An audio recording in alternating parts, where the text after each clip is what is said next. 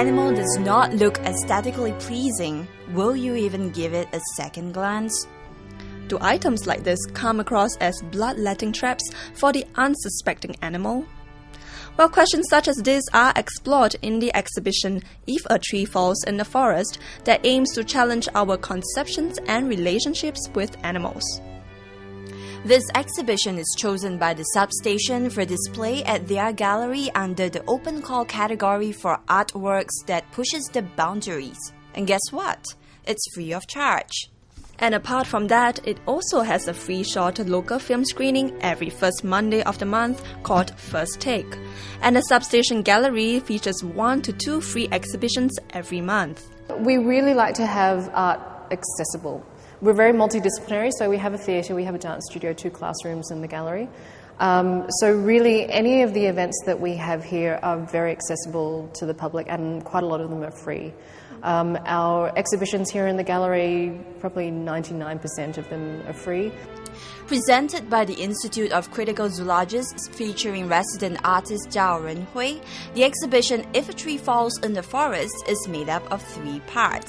This series of photographs, and there's 7 in total, this part of the exhibition is called Sunbo's Cold Room and Shelves. And basically they're just stunning photographs which the resident artist Renhui, he took of particular animals. And these are all stuffed animals that he had found in natural history museums around the world. They're kind of eerie because they look like they're staring at you, and they're so lifelike that it's a little bit startling, but you kind of can't take your eye away from them either. So this is a selection of rare Totori cockroaches. Normally cockroaches are seen as pests and something to be reviled, and you run away as fast as you can with a can of Baygon behind you. But these, you're possibly going to be less likely to be scared of them. In fact, they look beautiful. Mm-hmm. I don't know whether that's And can you imagine saying that about a cockroach, right? Oh, yeah. Exactly. So is that the objective? Yes. Before it turned into this mess, it was all beautifully laid out, and there were 300 mousetraps with a ping pong ball on each mousetrap.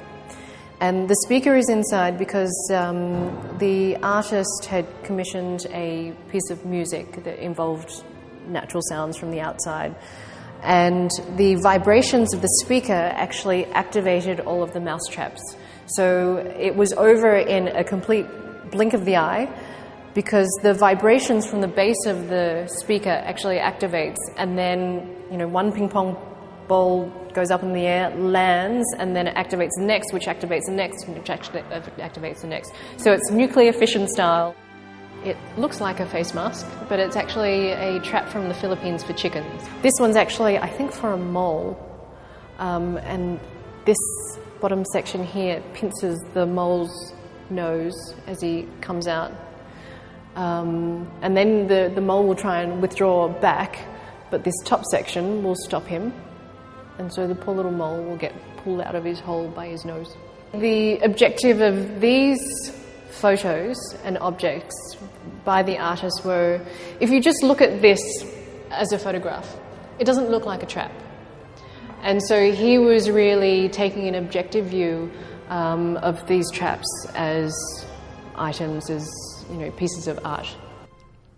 Sometimes enigmatic, sometimes enlightening, but always attention-grabbing.